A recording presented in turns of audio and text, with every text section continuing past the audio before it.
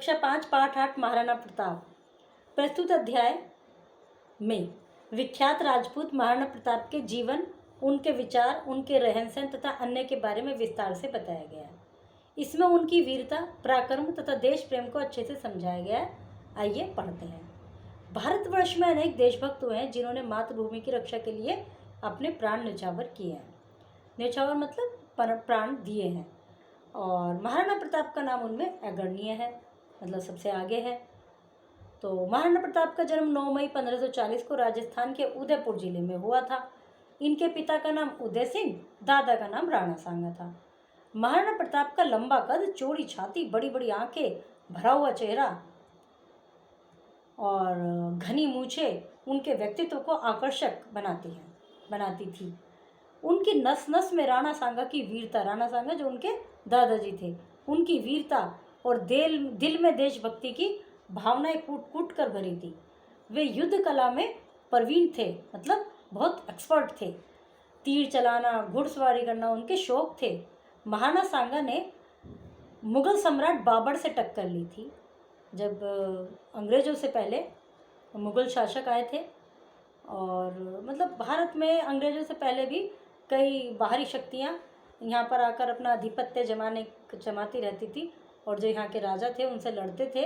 तो जो बाबर थे वो आए जब यहाँ पर अपने इसमें इंडिया पर कब्जा करने के लिए, वो वाला जो इनका एरिया था राजस्थान का, वो स्टेट, तो उस पर इन्होंने उनसे मुकाबला किया था। और महाराणा प्रताप ने अकबर जैसे महाबली बादशाह की अधीनता स्वीकार न करके उसकी नाक में दम कर रखा था। जो अकबर थे, बाबर का बेटा था अकबर। अकबर जो भी राज्य थे आसपास के, सब पर अटैक करते थे, उनको अपने गुलाम बना लेते थे, फिर उनका राज्य हड़प लेते। लेकिन महाराणा प्रताप ने अपना राज्य उनकी अधीनता में नहीं जाने दिया। उनके पिता उदय सिंह के शासनकाल में शिवपुर, कोटा, चित्तौड़ जैसे दुर्ग पर अकबर का आधिपत्य था। राजपूतों को मेवाड़ का यह पतन असहनीय था। मतलब उनको ये जो मेवाड़ की हालत हो रही थी कि अकबर ने कब्जा कर लिया, वो उनके लिए असहनीय था। चूँकि उदय सिंह की छवि एक विलासी राजा की थी, जो इनके पिताजी थे। जो दादाजी थे वो बहादुर थे, लेकिन पिताजी जो थे वो थोड़ा सा ऐसे थे, अपना लग्जरियस लाइफ जीना चाहते थे। विलासी राजा की थी, इसलिए सबकी दृष्टि प्रताप पर थी कि भाई अब ये तो कुछ नहीं कर पाया, हो सकता है इनका बेटा कुछ करे। इसके दादाजी भी बहुत अच्छे वो थे, बहादुर। बचपन से ही उन्होंने राणा सांगा के शौर्य और पद्मिनी के जौहर की कहानियाँ सुनी थी। जौहर प्रथा होती थी, ऐसा होता था जब कोई पड़ोसी जो राजा अपने राज्य पर अटैक कर देता था, तो जो राज्य की जो देखते थे कि हमारा जो राजा है वो मारा गया या हमारा राजा हार गया, तो जो महिलाएं थी, जो राज्य में जितनी भी महिलाएं होती थी, उनकी सैनिकों की पत्नियाँ, राजाओं की रानियाँ, बेटों की मतलब राजकुमारों की पत्नियाँ, सब महल में एक बहुत बड़ा अग्निकुंड बनता था और उसमें इकट्ठी हो जाती थी। जैसे उनको एक खबर मिलती थी कि भाई हमारे राजा जी मारे गए या हमारा राज्य हार गया, वो सब उसमें कूद के अपने प्राण देती थी, क्योंकि उनको ये लगता था कि अब हम उसके अंडर में हो गए हैं, जो पड़ोसी राजा जिसने हमारे राजा को मार दिया। तो वो हमें अपना रेस्पेक्ट, हमें अपना आत्मसम्मान बचाना है, उससे आत्मसम्मान खोने से बेहतर वो मर जाना पसंद करती थी। तो पद्मिनी के जौहर की कहानियाँ और राणा सांगा जो इनके दादाजी थे, उनकी वीरता की कहानियाँ सुन रखी थी इन्होंने। उनकी धारणा थी कि राजपूतों का धर्म देश के लिए जीवन की आहुति देना है। प्रताप ने चित्तौड़ की दुर्दशा स्वयं देखी थी, इसलिए प्रण किया हुआ था कि चित्तौड़ को वापस लेकर आएंगे। चित्तौड़ जो अकबर ने अपने कब्जे में कर लिया था। 3 मार्च 1572 को महाराणा प्रताप को मेवाड़ के सिंहासन पर बैठाया गया, उनके पिताजी के जगह पर। उन्होंने प्रतिज्ञा ली कि चित्तौड़ का उद्धार उनका लक्ष्य होगा, बलिदान उनका मार्ग होगा। जब तक चित्तौड़ स्वतंत्र न होगा तब तक वे सोने चांदी के बर्तनों में भोजन नहीं करेंगे। राजा थे, सोने चांदी के बर्तन में भोजन करते थे। कोमल शैया पर नहीं सोएंगे, न राजमहलों में वास करेंगे, न ही कोई उत्सव मनाएंगे। जब तक अपने चित्तौड़ को नहीं ले लेंगे, जब तक वो हम ऐसे ही जीवन जिएंगे। उन्होंने अपना सारा जीवन देश की शान, धर्म की आन, जाति के मान की रक्षा करते हुए जंगलों और पहाड़ों पर व्यतीत कर दिया। एक बार अकबर के सेनापति मान सिंह के विचार में आया कि महाराणा प्रताप से भेंट कर ले, शायद उनकी मान मर्यादा से प्रभावित होकर वे भी अकबर से मैत्री कर लें। मतलब जो अकबर का सेनापति था, उन्होंने सोचा कि भैया हम तो बहुत ज़्यादा इतने बड़े हैं, इतने बड़े राजा हैं, जाके करते हैं महाराणा प्रताप से भेंट। ये तो बच्चा ही है, अभी तो इसको राजा बनाया गया, इसके पिताजी तो थोड़ा ऐसे थे, तो हो सकता है हमारे इंप्रेशन में आ जाए। तो वो उनसे गए। इतिहासकारों के अनुसार मान सिंह ने महाराणा प्रताप को समझाने का प्रयास किया और कहा कि अकबर हिंदू हितैषी है, इसलिए वह मित्रता के योग्य है, वरना उनसे युद्ध करके अपना ही नाश करना है। उसने उसको समझाने की कोशिश की, भाई देख तू उनसे लड़ेगा तो जीत तो पाएगा नहीं, वो बहुत ताकतवर है और वो हिंदू हितैषी, अच्छा राज्य है, अच्छा राजा है, तो कर लो उनसे मैत्री। तो परंतु महाराणा प्रताप ना माने और अपनी बात पर अड़िग रहे। महाराणा प्रताप का ऐसा उत्तर सुनकर मान सिंह चुप हो गए। मतलब उत्तर क्या दिया उन्होंने वो इसमें नहीं लिखा, लेकिन यह है कि उनको उनका जो प्रस्ताव था उसको स्वीकार नहीं किया, परंतु भोजन का निमंत्रण स्वीकार कर लिया कि ठीक है, मैं उनसे मैत्री तो नहीं करूँगा। वो उनको भोजन के लिए न्योता भी देने आए थे। जब मान सिंह भोजन पर आए तो अपने स्वागत के लिए महाराणा प्रताप को ना पाकर चकित हुए। उन्होंने तो समझा कि भाई राजा जी भी आएंगे मेरे स्वागत के लिए। उन्होंने पूछा कि भाई क्यों नहीं आए, तो उन्होंने कह दिया सिर दर्द का बहाना बना दिया पहले तो।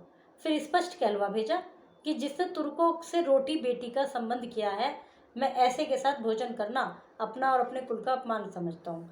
तुर्कों से मतलब ये तुर्क देशों से आए हुए थे, जो बाबर अकबर वगैरह थे। तो उसने कहा कि जब उनसे तुमने रोटी बेटी से साथ तात्पर्य यह है कि उनके यहाँ रह रहे हो, भाई उनसे कांटेक्ट जोड़ा हुआ है, तो मैं ऐसे लोगों से के साथ भोजन करना अपने कुल का और अपने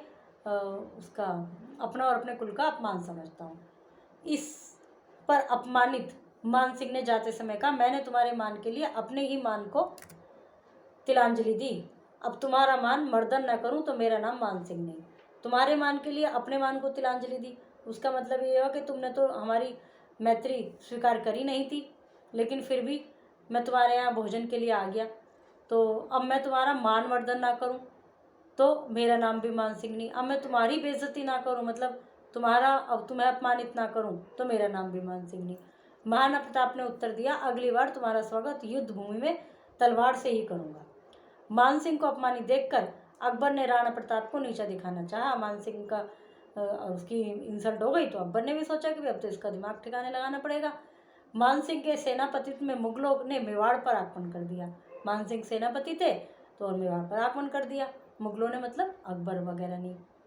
राणा प्रताप के पास केवल मुट्ठीभर सैनिक थे।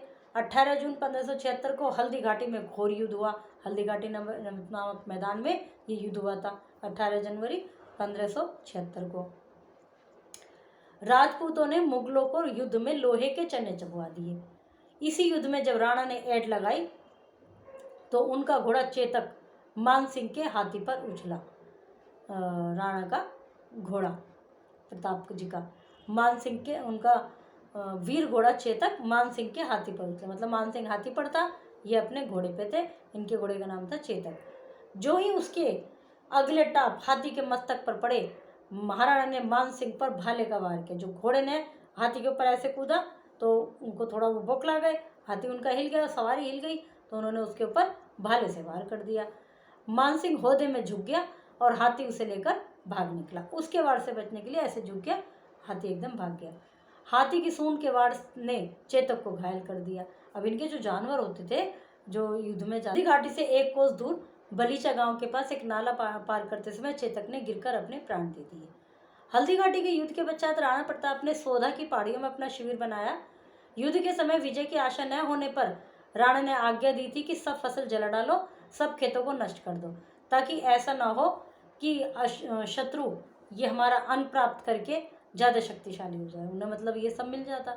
राणा के बचे कुछ सैनिकों के भूखे मरने की नौबत आ गई। यहाँ तक कि राणा के यहाँ घास की रोटियां पकाई गई, परंतु भाग्य में वह भी नहीं थी। उनकी अपनी बच्ची के हाथ से एक वन बिलाव घास की रोटी छीन कर भाग गया। मतलब इतना भी इनका कष्ट बीता है समय, जब ये जंगल में आके रहने लगे थे तो इन्होंने अपने वो खेत वेत तो जलवा दिए थे, जो अन्न वगैरह थे सब खत्म करवा दिया था, तो घास की रोटी खा रहे थे। तो इनकी बच्ची एक दिन घास की रोटी खा रही थी तो एक वन बिलाव आया, वो रोटी भी छीन कर भाग गया।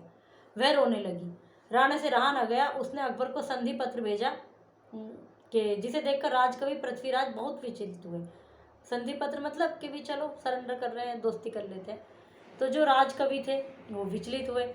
उन्होंने अकबर से कहा कि यह हस्ताक्षर राणा के नहीं है, यह शत्रु का धोखा है। पृथ्वीराज ने प्रतिज्ञा की कि वे अपनी कविता की प्रेरणा से राणा को जागृत करेंगे। उन्होंने मतलब उन्हें ये बुरा लगा कि भाई इतना क्यों इनके सामने झुक गए। तो उन्होंने सोचा कि अब अपना कविता ऐसी गाऊंगा कि राणा प्रताप जागृत हो जाएंगे।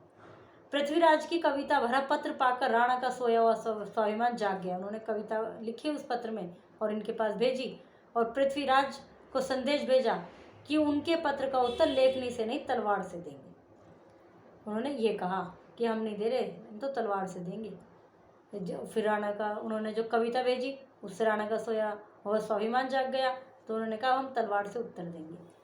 इसके पश्चात दूसरा युद्ध हुआ। धीरे धीरे राणा ने 32 दुर्गों पर विजय पाई। जब दूसरा युद्ध हुआ तो 32 किले जो थे उन पर विजय पाई, परंतु वे अभी चित्तौड़, अजमेर और मांडलगढ़ न जीत पाए थे कि 19 जनवरी 1597 को 57 वर्ष की आयु में वे चावंड गांव में स्वर्ग सिधार गए। राजपूतों में बड़े बड़े वीर योद्धा और सेनानी हुए, परंतु राणा जैसा प्रताप जैसा धीर, वीर, राष्ट्रप्रेमी, स्वाभिमानी कोई नहीं हुआ। जन्म कब हुआ, सही विकल्प पे बना निशान लगाइए। चित्तौड़ के आज़ाद होने तक महाराणा प्रताप ने सोने चांदी के बर्तनों में खाना छोड़ दिया था। 8 जून 1576 को में घोर युद्ध हुआ हल्दी घाटी में। किसने किससे कहा? वाक्य को पूरा कीजिए,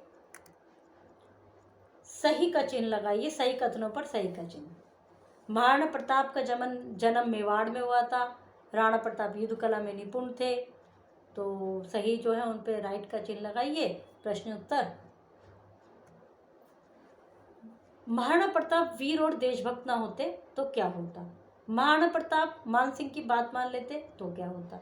इनके पर्यायवाची लिखिए। वर्ण विच्छेद कीजिए, जैसे देश प्लस वर्ण विच्छेद होता है द प्लस ए। एक तो होता है संधि विच्छेद, उसमें शब्दों को अलग करते हैं। यह है वर्ण विच्छेद। वर्ण विच्छेद में एक एक वर्ण को अलग करते हैं, जैसे द प्लस ए, एडी वाला, प्लस श प्लस ए प्लस भ प्लस ए, कै प्लस त प्लस ए। और कै भी ये कै प्लस, हाँ कै प्लस है, क्योंकि आधा क्या है ना, तो इसके बाद ए की साउंड नहीं आने की, इसलिए इसमें ए नहीं लगेगा। विलोम शब्द स्वीकार, अस्वीकार, इस तरह से। लिंग बदलिए, घोड़ा घोड़ी, संधि विच्छेद। वो तो था वर्ण विच्छेद, संधि विच्छेद। दुर प्लस गंध, इस तरह से। निर प्लस आधार। निम्नलिखित वाक्य में संज्ञा सर्वनाम में विशेषण छाटिए। महाराणा प्रताप संज्ञा है और लंबा विशेषण है, कद संज्ञा है, चौड़ी विशेषण है, छाती संज्ञा है, राजपूतों विशेषण है, नहीं संज्ञा है, मुगलों संज्ञा है, युद्ध संज्ञा है, लोहे विशेषण है, चने संज्ञा है। क्रिया तो नहीं छाटनी, तो इस तरह से करना है। विराम चिन्ह लगाकर दोबारा लिखिए। राजस्थान में अनेक राजपूत राजा हुए हैं। राजपूत राजाओं की वीरता तथा देशभक्ति के बारे में जानकारी एकत्र करके 5 वाक्य लिखिए। पाठ समाप्त। यह है चित्रकथा, मतलब चित्र बने रहते हैं, ऐसे उसको चित्रकथा कहते हैं। बादशाह अकबर का दरबार लगा था, तभी एक दरबारी ने बादशाह से सिर झुकाकर कहा, हजूर हम बीरबल की बुद्धि को परखना चाहते हैं। तो वो बोले, जो राजा जी थे, पर क्यों? तो उन्होंने कहा, आप हमेशा बीरबल की लंबी चौड़ी बातों में आ जाते हैं। उनके दरबारी ने कहा। दूसरा दरबारी बोला, इस बर्तन में रेत और चीनी का मिश्रण है, हम चाहते हैं कि वो रेत और चीनी के दानों को अलग अलग करके दिखाएं। क्यों बीरबल, क्या तुम रेत और चीनी के दानों को अलग कर पाओगे? तो बीरबल ने कहा, जहां पर है जरूर करूंगा। बीरबल बर्तन लेकर दरबार से बाहर आए और एक आम के पेड़ के पास पहुंच गए। वहां उन्होंने बर्तन में भरा हुआ सारा मिश्रण पेड़ के चारों ओर बखेर दिया। एक दरबारी ने पूछा, बीरबल ये क्या कर रहे हो भाई? तो उसने कहा, आपको कल पता चल जाएगा। फिर क्या हुआ? अगले दिन फिर उस पेड़ के पास आए तो देखा, अरे सारी चीनी कहाँ गई? तो रेत ही रेत है। तो अब परंतु कैसे? सारी चीनी को रेत से अलग करने में चींटियों ने मेरी सहायता की। उसने कहा, मैंने तो कर दिया अलग। कि कैसे? कि चींटियों ने सहायता करी है। वाह बीरबल, तुम्हारे अकलमंदी की तो दाद देनी पड़ेगी। अब यदि आपको चीनी चाहिए तो आप चींटियों के बिल में जाओ, वहाँ वो दाने मिल जाएंगे। सभी दरबारियों के सिर शर्म से नीचे झुक गए, क्योंकि चींटियाँ क्या करती हैं, उठा उठा के लेके जाती हैं अपने बिल में, वहाँ से ले आओ। तो भी सभी दरबारी जो थे उनके सिर शर्म से झुक गए।